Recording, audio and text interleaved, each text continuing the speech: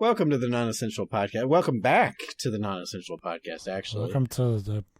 There's never been a 2024 Non-Essential Podcast until now.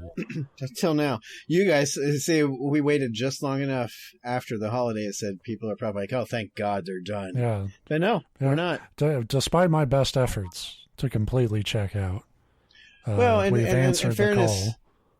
I was going to say, in fairness, if you thought we were done, you were about 90%, right? Yeah, I'm pretty. We're checked out. I've had this conversation with my therapist many times. I'm pretty much done. But, I mean, what else am I going to do on a Thursday night, right? Especially now. I mean, that's what we spent an hour before recording time talking mostly football. Yeah. One of the things that hit me today is that depressing fact that, because I know you're not real big into it, but college football's been over. Yeah. But relatively recently still, with the holidays, that's kind of still fizzling out in your memory banks. NFL's getting ready to be over. And the only thing, I don't like NBA. I know you're an NBA guy, so you've got that. I'm not an NBA guy, so I've got hockey, and the Blue Jackets fucking suck.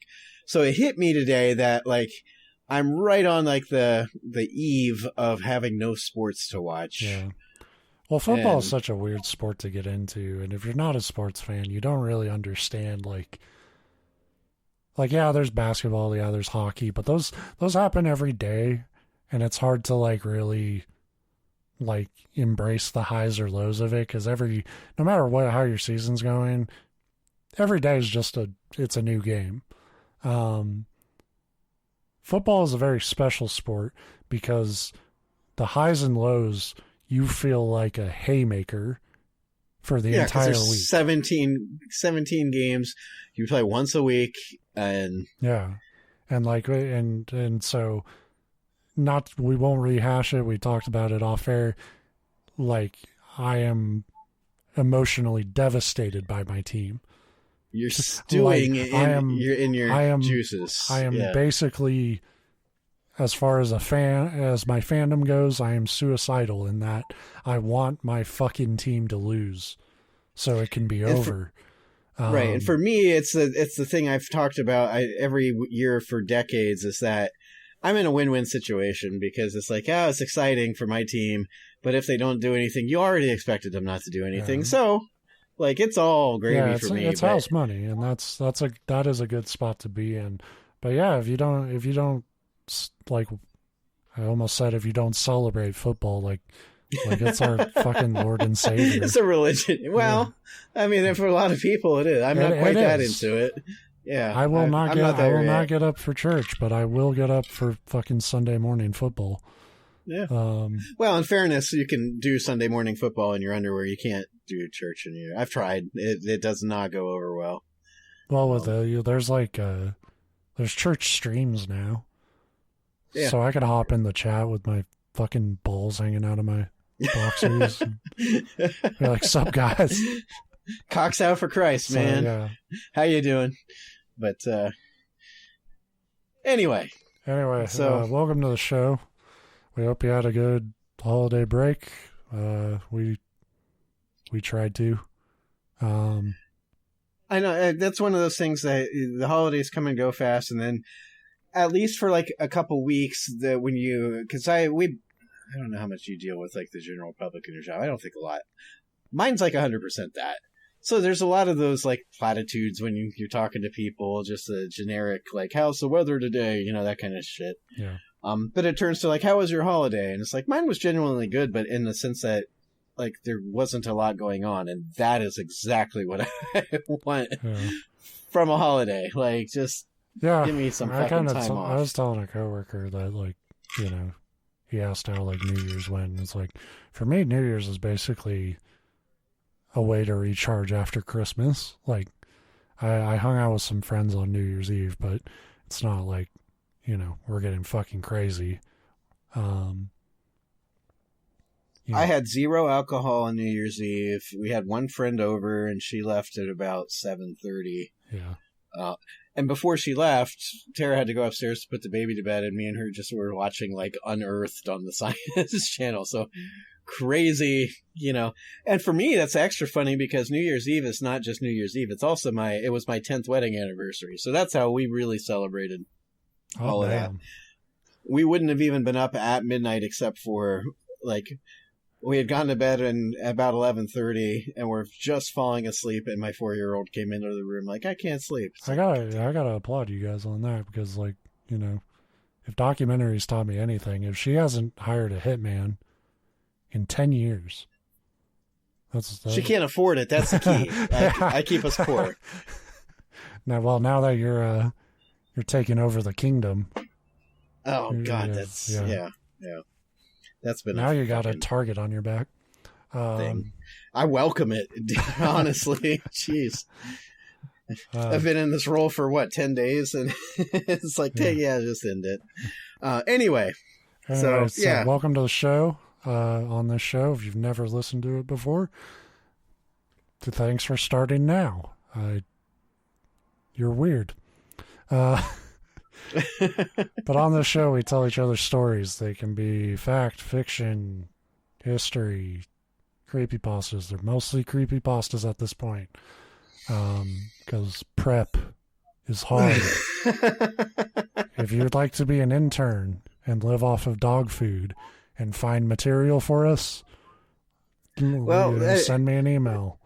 It's a damn writer's strike. You have to pay writers now, but prior to last year, we don't write it. We fucking. Well, that's what I'm saying. We could have brought in an intern to write our stuff and then not credited or paid them, because that was that was the industry standard. To be honest, yeah, not so much an intern. I want you to be like my fucking genie. That sounds very millennial, like Silicon Valley. Be like, we're looking for a podcast genie. or a narrative genie, I guess you'd put it. That is definitely like from that Muskism sort of mentality of shit. I think we're on to something here. So stay tuned for the non-essential jobs. You don't get paid, but by the final episode, I might grant you your freedom. With three wishes. Yeah. No, back in the lamp for you. We might reboot.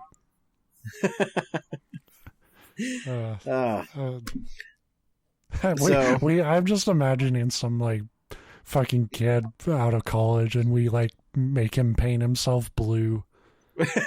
He's like, this is an audio podcast. It doesn't matter. Paint yourself blue, genie. Well, if you don't want to move up, then I guess you could just wear your shit. But we like go-getters here. And if they point out that they say move up to what, you don't pay them, that's when you can them. Yeah. And I don't mean like fire them. I mean you shove them into a can, like physically. Right. That's the lamp we can. Yeah, we can't afford a lamp. Get in your can. It's just one of those hazardous material barrel things, whatever. Cops have a lot of questions about our show. They have for years, in fairness. Yeah, this is not the shadiest stuff we've talked about on our show. So I suppose it's my turn, I think. I suppose. If you really want to.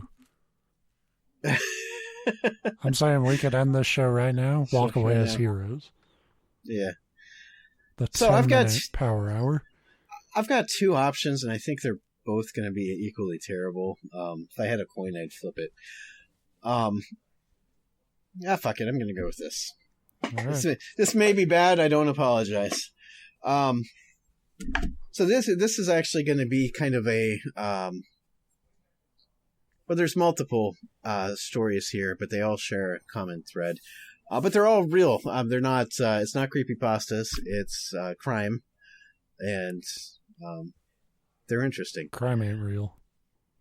Crime is shit the man made up. Yeah. In fairness, I was inspired on this topic by the last. Because if we were professional, we started a serial creepypasta. Well, it wasn't even creepypasta. It was like a crime pasta, crime noir. And it kind of sucked by the end. Yeah, that's the thing, is I was like, well, honestly, it's like, theoretically, we should continue that, because we did 4, I think, out of the 11 chapters of it, and it's like, I'm not interested in continuing that. Yeah, I don't need to hear that guy call the dude a fairy, like, for 15 more chapters. But I was inspired by that whole crime idea. So you're a detective now? Yeah. So the first thing I've got here, it starts with a couple named Big Ha, who is a woman. Big Ha. Big Ha. Big Yeehaw. Hui Han Pan.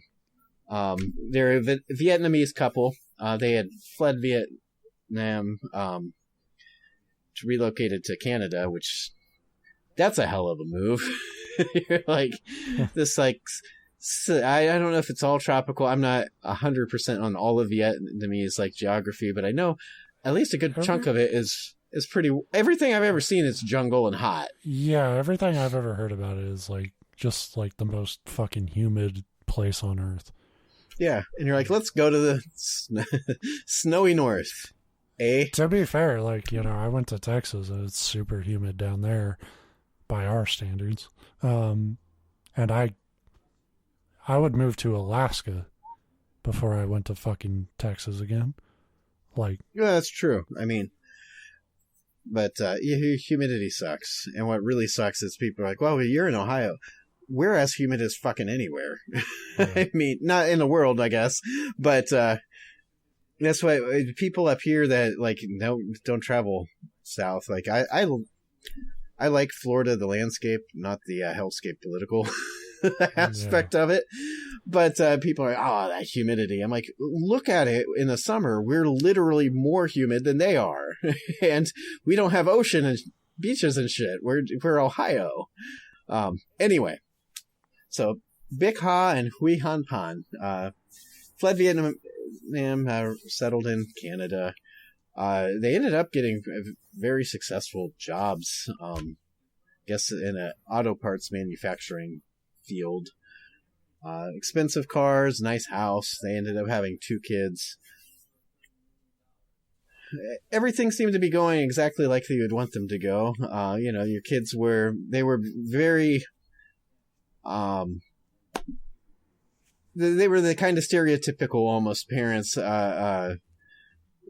in that they pushed their kids very hard to do well at, you know, academia. Their oldest daughter, she was a very successful figure skater, on track to make the Canadian Olympic team until she had an injury on her knee. And so then they, you know, but they focused, you know, straight A's were important. Doing well in school was important. Getting a good job, you know, was important. But the parents had achieved that, you know, they were living in a nice, expensive house. So it was basically the idyllic life that you would picture when you flee a country for a better life. That is until the night of November 8th, 2010, when 3 of the family members, both the parents and the daughter, were at home. Their younger son, was not. 3 men came to the door, and when they answered the door, they burst in with guns and to rob them. I guess that's the downside of being successful and having money, is you make yourself a target. Yeah. That's the thing, like, there are people who, like, really put the time in and work and, like, you know, get successful. And then there are people like me who probably spend too much time fantasizing about what fucked up John Wick home defense systems would I need once I am successful. You know, that is a weird rabbit hole that I've, like, kind of mentally gone down, because I'm not particularly driven, as probably pretty obvious to our listeners, to ever become like this, like, entrepreneur millionaire. But I think we all, like, from time to time think about, like, what if I won the lottery, or what would I do if I had money?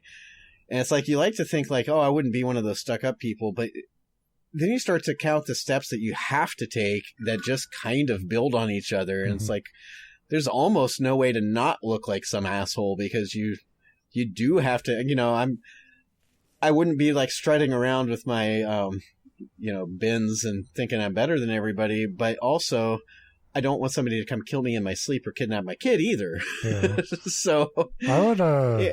I wouldn't get successful enough to like hire like proper security, but I would hire like just an actor to do like a shift where he just stands by my door and like pretends to have an earpiece in. Just so like when the pizza delivery guy fucking drops it off, he sees this guy kind of like near the bushes scoping him out. Because I'm rich, anytime that person has to interact with anybody, I'm going to decree that they have to do it like in Shakespearean dialogue. Yeah. He's from the old country. See, I would become an asshole very quickly with money. Yeah. Well, I guess the key there is I am the asshole. I just don't have the money. The money, yeah.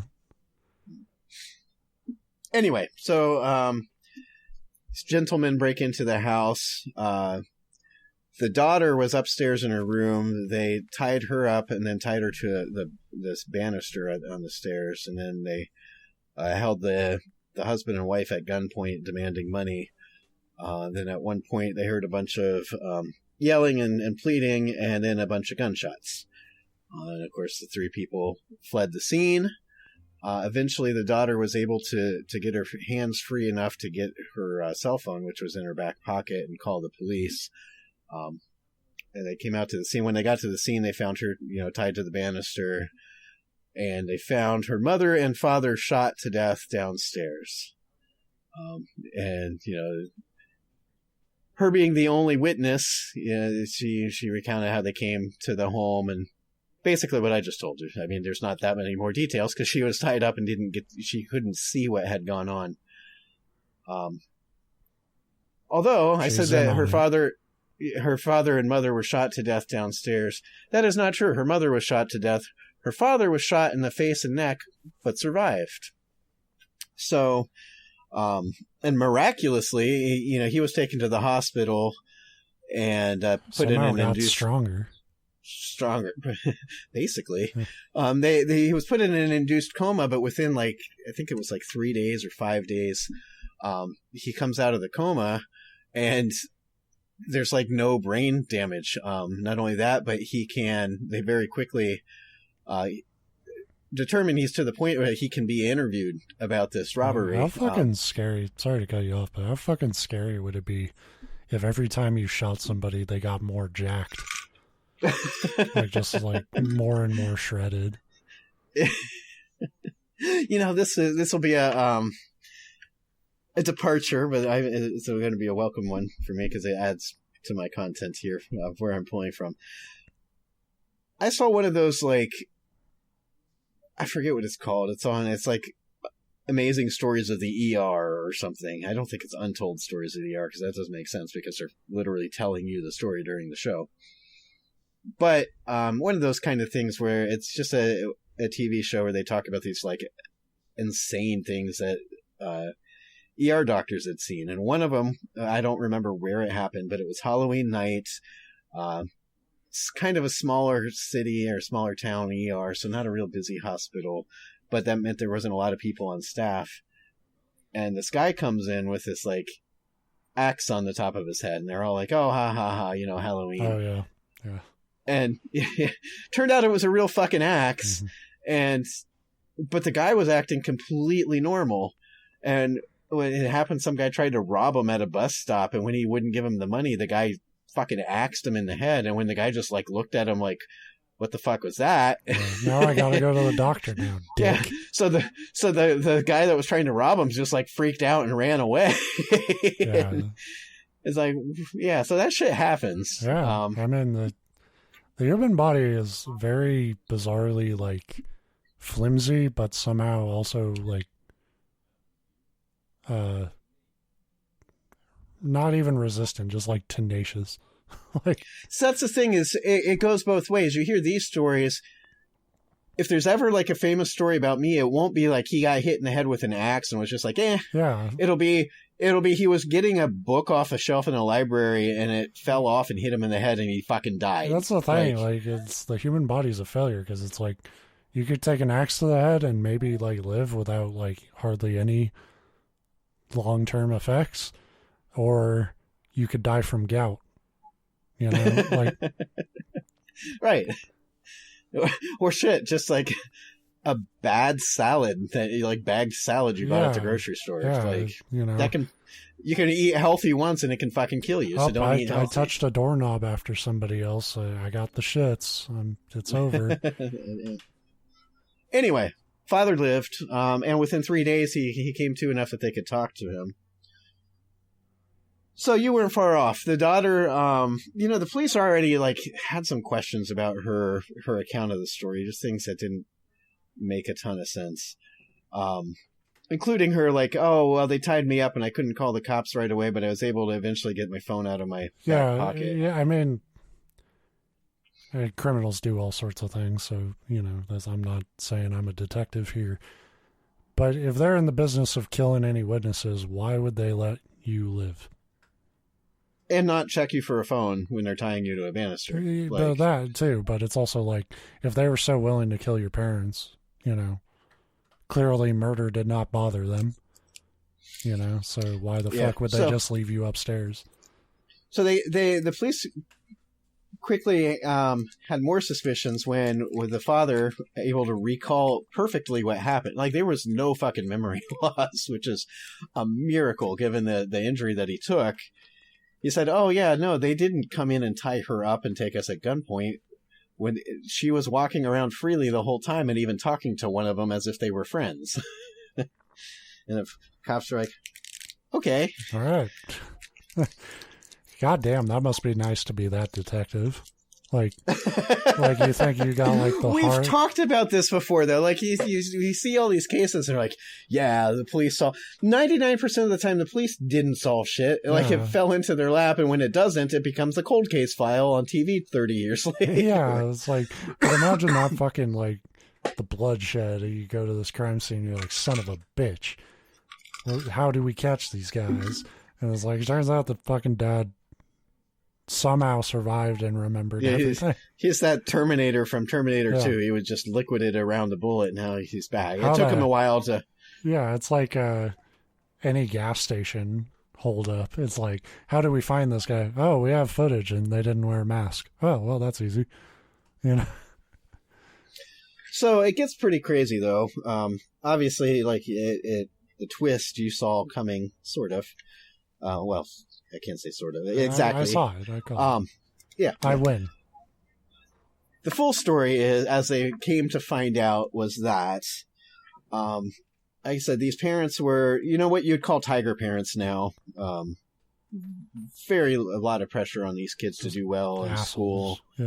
Yeah. The daughter was very good at figure skating, but when that career ended because of her knee injury, you know, they pushed her to do well in academics. And unfortunately, she was not a good student.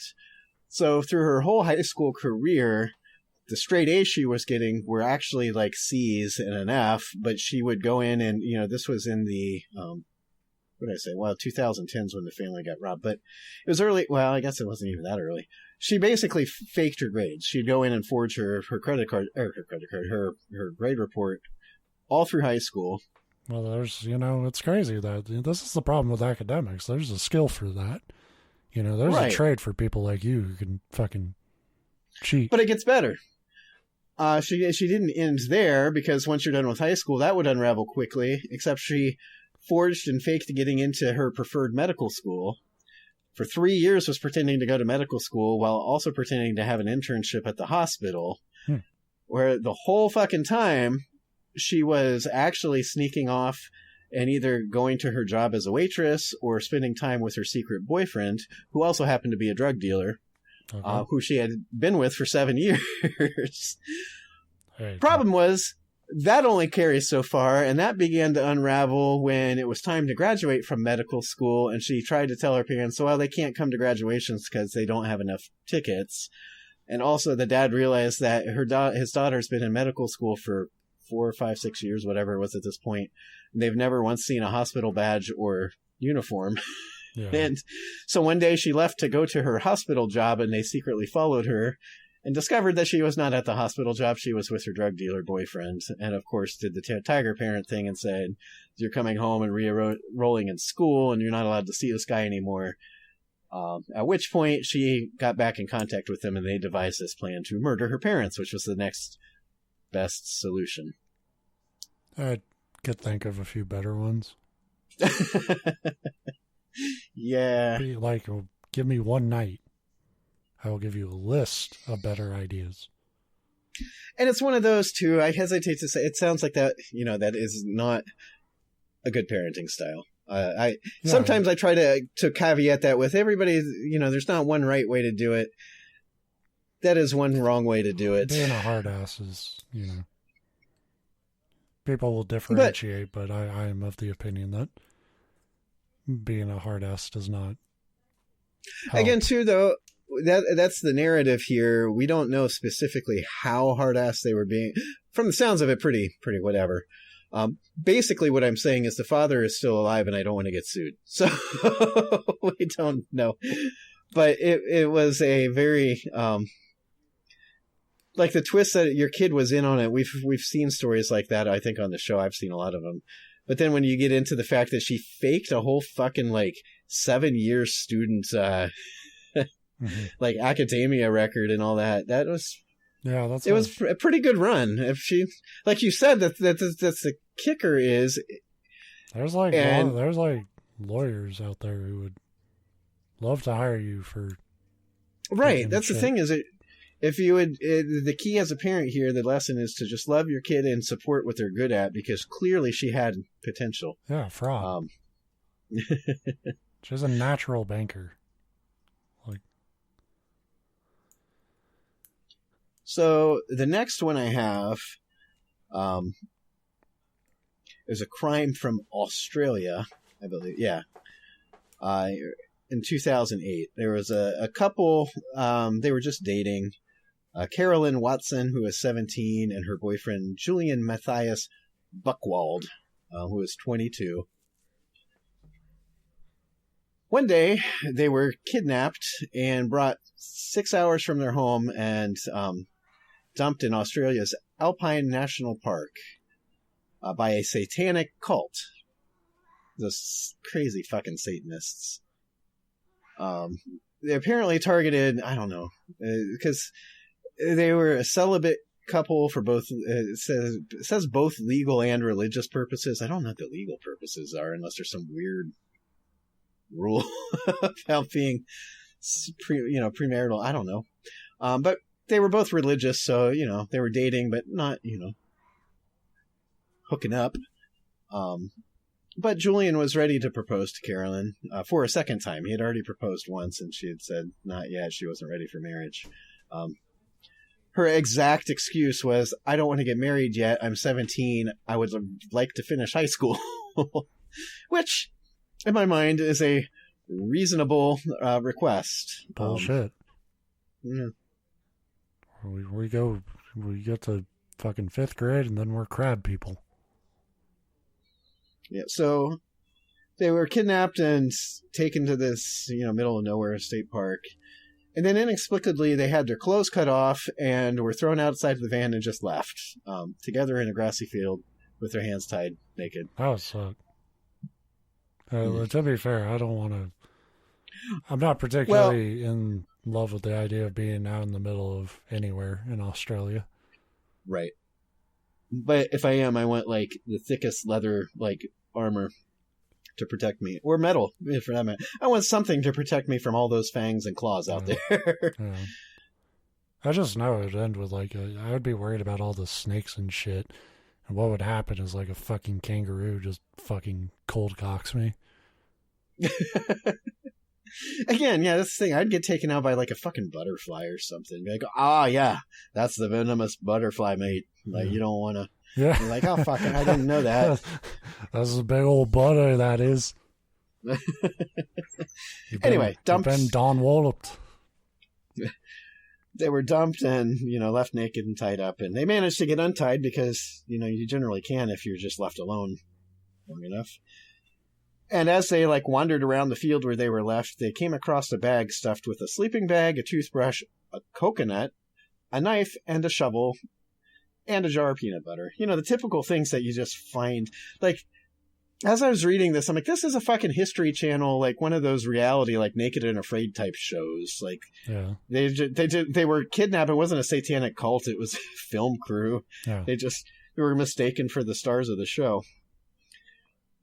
It says they dove into the freezing river nearby because they were afraid the kidnappers would come back and find them. So they thought the best way is to dive naked into a cold hypothermia river. Yeah. And they managed to, move around and stay undetected for a week. So the nights were cold, so they huddled together to stay warm in the sleeping bag that they shared. And one night, what did I say his name was? Julian, the guy, decided now was as good a time as any to propose again. So why don't we get married under the eyes of God before we die? That way we don't have to die unmarried and virgins. You know what? Yeah, shoot your shot, man. Yeah. A lot of people are going to be like, are you serious? It's like, in this situation, we're probably going to die out here. Fuck it. That's the thing. I think a lot of people would lie. As a guy, if the girl that you're with that you want to bang is naked and you're staying in the sleeping bag every night, be like, look, this situation sucks. Can't we just fuck? Like, can I have something, please? Not only are we going to die out here, I'm rock hard every night. Come on. These balls aren't blue just because of the frostbite. That's only half the story. Anyway. So he proposed. He's like, well, look, we're going to die. Why don't we just get married and, under the eyes of God and just have sex before we die? Why not? And she's like, no. One thing I would say is, like, don't bring God into it. Yeah, I mean, that kills the mood right there. Yeah. But she said no. Well, sounds like he was really barking up the wrong tree. Okay, then I'm going behind the wrong tree to take care of something. I'm back here. What's that noise? I'm rubbing two sticks together. I'm generating fire. Fortunately for them, they did not die out in the cold Australian wilderness. They were found eventually by a farmer who took them back to his house. They went to the police to file their report. I would leave that part of the story out then. That you got shot down. You know what, though? That's not his choice, because... Like, if she told it, she's a bitch. Well, much like the first story, the common thread here is a lot of that, what just happened there in the crime, is bullshit. Huh. And it broke down pretty quickly, because the police were like, why were you guys kidnapped? And he's like, I don't know, because we're Christian and they're Satanists. And they're like, yeah, that doesn't happen. Yeah, that's not a thing that happens. And it's like, why the fuck was there a bag of stuff there? It's like, because they were Satanists? It's that thing where it sounds like they're both like these very... I can't think of the word because I'm too fucking tired and it's too late. Rabid Christians. And to a rabid Christian, just a Satanist is like this mythical monster that just does evil things. So to them, it makes sense. To the police, they're like, no, that is not a thing that happens. What actually happened? Turned out he staged this whole thing just to try to get her to fuck him. Oh.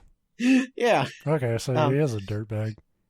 Yeah, well, I say fuck. He wanted to marry. He was trying to get her to say yes to the marriage, too. Not any better, because now you're trying to lock her into fucking you. Yeah. But damn. It's like, holy shit, like... Damn, like, you did, like, you went to like the most extreme way to try to get like that's the thing. Girl like desperate.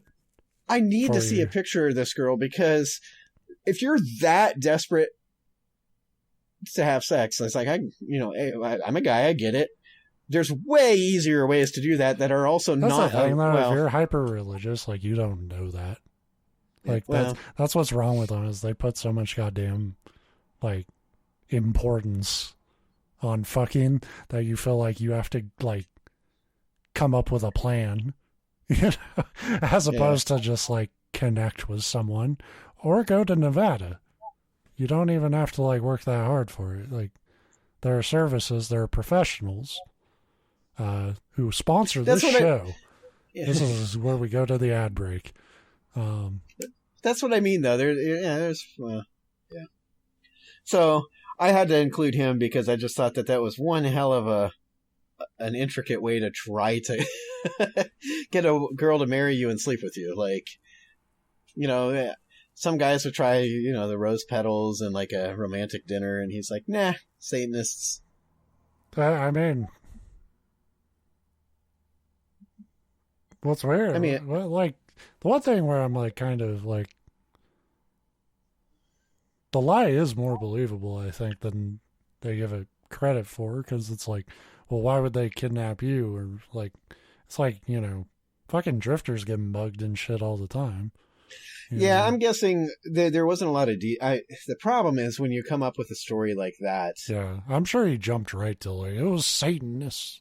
Yeah, and they're like, well, how do you know that? And it really comes back to the common thing that people just suck at this stuff, like the lies, because they get too.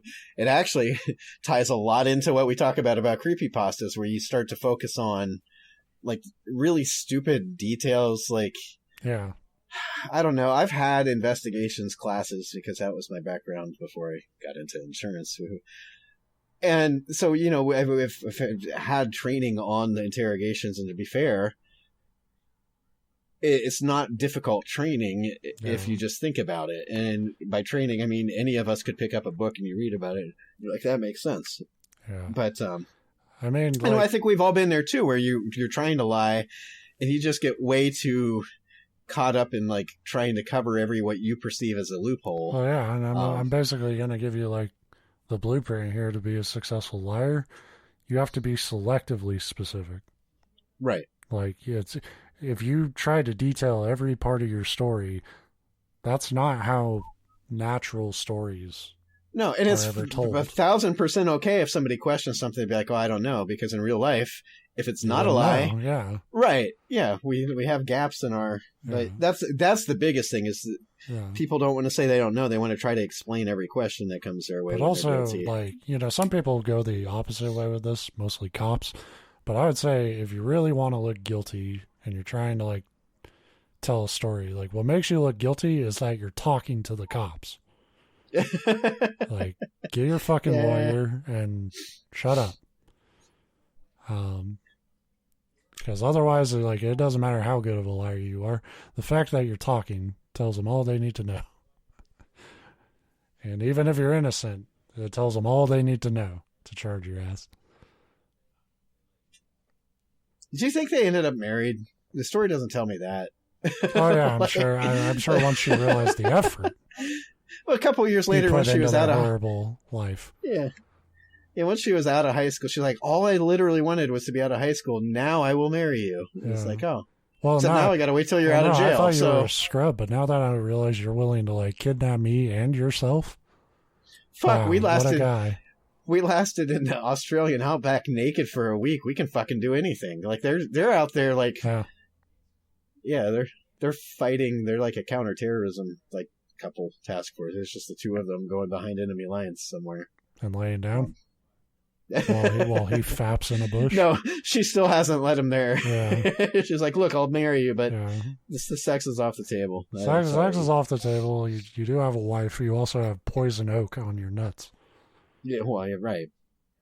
They probably got bit off by a dingo while they were out there. I don't know. Well, you know, hey, action is action. And when she ain't putting out, you can't complain. It used its teeth. I'm counting it as oral. Yeah. I got one. I found a snapping turtle. There's plenty of stuff in the Australian outback if you can try to stick it in. You can find a lot of love out there. All right, one more. This one's real short, but it was kind of interesting. 2008, a woman by the name of Agneta Westland went for a walk with her dog through the woods like she did often. Unlike the other times she has done that, she never came home. Her husband, Ingemar Westland, this doesn't really say where it is, but Agneta and Ingemar, I'm assuming it's somewhere Eastern European or something, or what is it? Never mind. I don't know my world geography. Yeah, and it might not even be pronounced. I'm pronouncing it like that, Ingemar, and it's probably just like no, it's Inger. It's like, oh. Anyway, her husband, when she didn't come home, of course, became worried, and he set out to look for her, only to eventually find her battered body lying in the woods, not far from a nearby lake.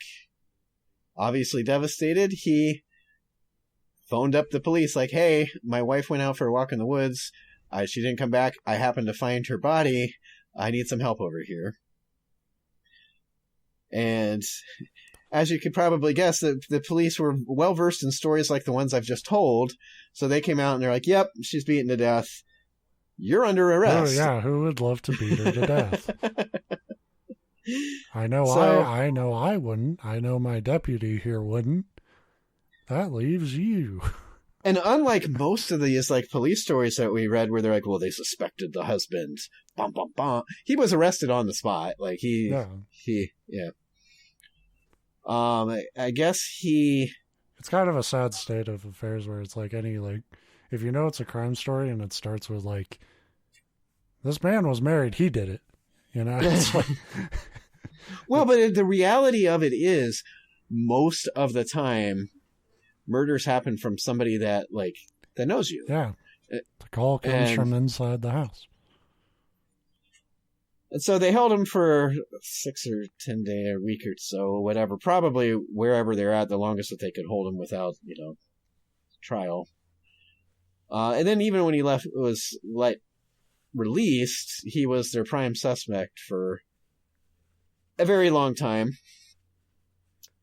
So it would be really easy to be like, well, the husband clearly did it. He called the cops. But of course, that's not where this is going because that's not what these stories are. Yeah. And I got them all from the same article. So they're all twist endings. This is the best twist ending if you ignore the fact that a woman died. That little tiny caveat there. Yeah. It was actually, no part of the story was actually good. But that's not true. If you divorce yourself from the result. So again, clearly the husband was not the killer. They did catch the killer. The way they caught the killer was by, investigating the body and noticing and sending off for examination a bunch of, the bruises and scrapes, but also the fur.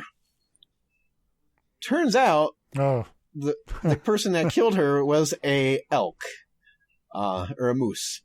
And what they figured out was that it was a moose that had been eating the rotting apples that had fallen from the trees, so they were fermented.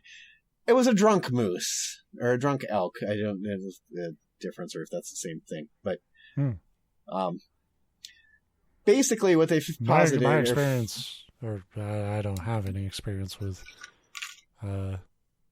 moose, but my understanding is they don't need to be drunk to fuck you up anyway. Well, sure. No. This case, they think it was. It wasn't. It seems like it wasn't like mating season or whatever. And who knows? Their theory, as best that they could tell, was it was this drunk moose on these rotting apples. She happened to wander too close to it. The dog started barking, and that pissed this drunken moose off. Apparently, it was not a happy drunk. It was one of these belligerent drunk mooses that you hear about all the time. And she got trampled and gored and everything else by a moose. I blame the dog, honestly. Sounds like it. That's how I feel about my dogs. Like, they're going to get me in fucking trouble. Shut up. The dog sure seems like a guilty party because they never found the dog. They don't know, I bet. Yeah, right. Just like, they left the scene. It was like, fuck this. Just shit talk the drunk moose and then run off, you little bitch. So like I say, it's kind of funny if you ignore the fact that some guy's wife got fucking killed. Fucked up by a moose. It's a great twist, but it's actually probably the scariest of all these stories to me. It was like a fucking moose they're intimidating. I've only seen huge. A couple in person, but they're fucking big, and I don't like them. I remember one time, I lived in this cul-de-sac, and I might have told you this story, but like a moose just went into like my neighbor's yard, and fucking huge. It was like half the size of that fucking house. And all my neighbors were like getting out to like take pictures of it and shit. That's how you die. And I'm just like staring at it. I'm like, this moose, like the moose looked disheveled, like a bunch of fur was missing. It's just shitting wildly. So it's like everything about his body language is like, this moose doesn't feel well. He was drunk. Yeah, it was drunk. A drunken moose. Yeah, he's eating he's eating them good apples. Getting crunk, and you're gonna like bring your kid out there to take a photo with the fucking moose. I don't think anything happened, but I was like, I'm not leaving the house. I mean, I would want to try to get a picture of the moose from the safest possible location. I would not be walking out. That's I won't one fucking of those go things that, like, to me, the danger just overrides any part of like, wow, what a moment of nature. It's like, fuck it, I'll Google moose if I want a picture. Like, I mean, I'll be the first to admit I'm not like Mr. like survivalist wildlife cowboy manly man over here. I talked about earlier this year we had a problem with raccoons. I made sure they weren't out in the yard before I go out in the fucking yard. They're raccoons. They can still fuck up your shit. I mean, yeah, like, you know. In so much, like, I'd fuck a raccoon up in a fight, but I would have to go get, like, 1 million goddamn shots afterwards. Right.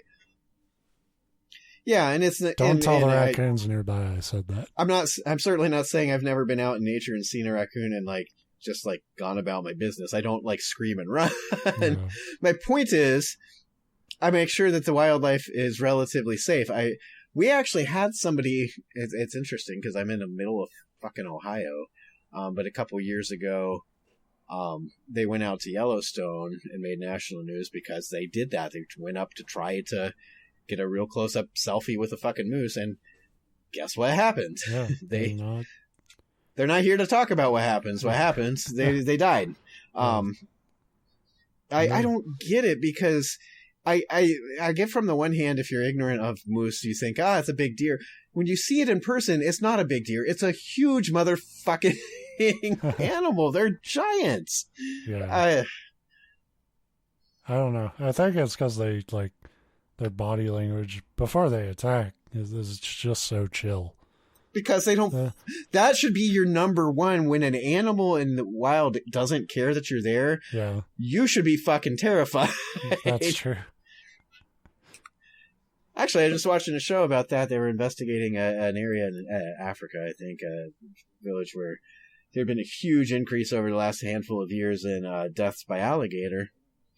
And this naturalist went out and they found this like 18 to 20 foot alligator, just huge fucking alligator. But when they found it, they like had lured it up, and you know it's reality TV, so they play the stuff up anyway, and they're also all insane. They had used bait to lure it up to a shore, but then like he was in like kind of a hunting blind, so he was initially hidden. But then he kind of crawled out enough to, like, you could tell, like, he knew that the alligator knew that he was there. Like, he wasn't hiding. He didn't, like, walk up and try to pet it by any means. But, like, he crawled out so the gator knew he was there, and the alligator didn't fucking flinch. And he's like, yep, that's a problem. That tells you that this one's probably had, you know, the one that's been attacking people, because it does not give a shit that there's a person here. Like, generally, even an alligator, their behavior will change if a person suddenly comes on the scene, because it's a potential threat. And like, this one was not afraid at all. Same thing applies to moose. Yeah. Bears, for some reason, people, I get that not every bear's like 30 feet tall, but every bear's a bear. Right. And there's like a wolves. YouTube channel where this guy just has like black bears come onto his porch and hang out with him. And like it started with just this like grown female, and then the female started bringing her cubs around, and he just sits on his porch and he's like, oh, thank you for coming, thank you for bringing them. And so I'm coming.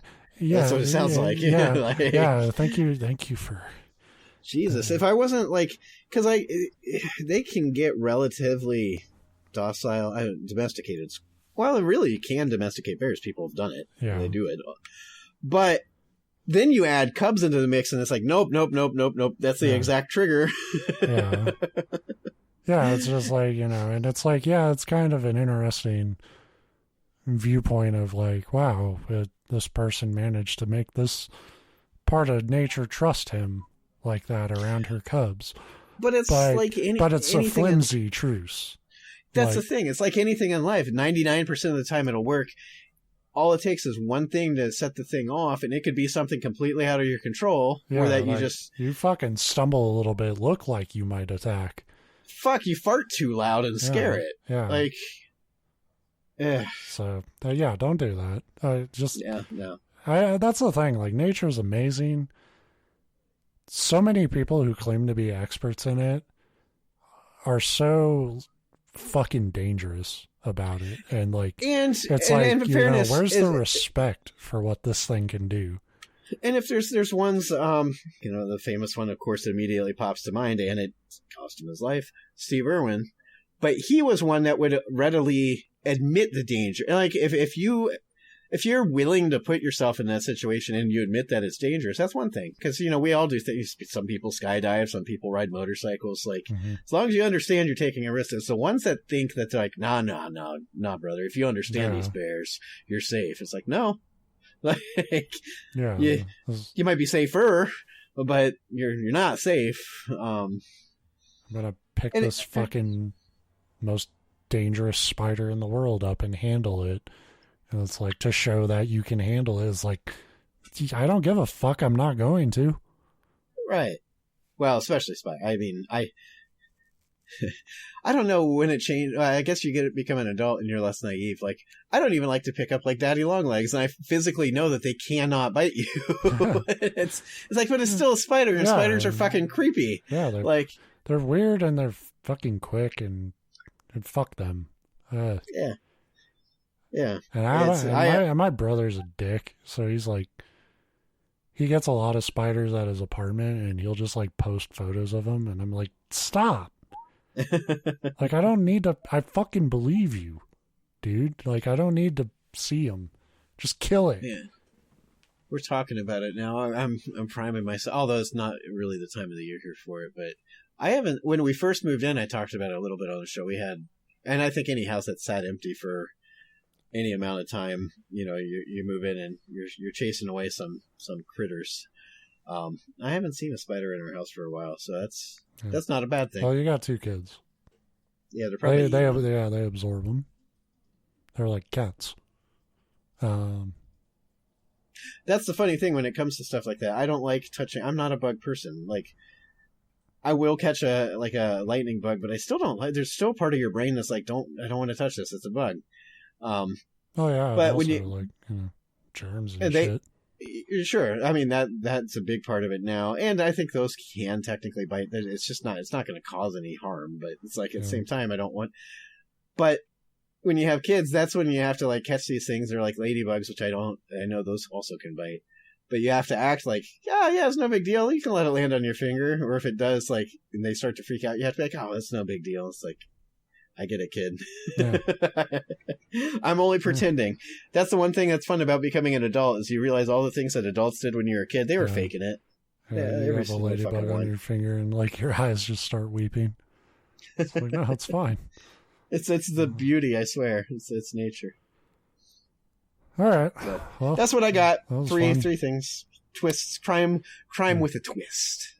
All right. Well, thank you for your contributions to the cause of my anti-moose campaign. We'll be back next week with more shit you can fucking shove into your ear holes. Yeah. So put that shit right up your ear ass. Your ear ass. I like it. All right. See you next time. Later.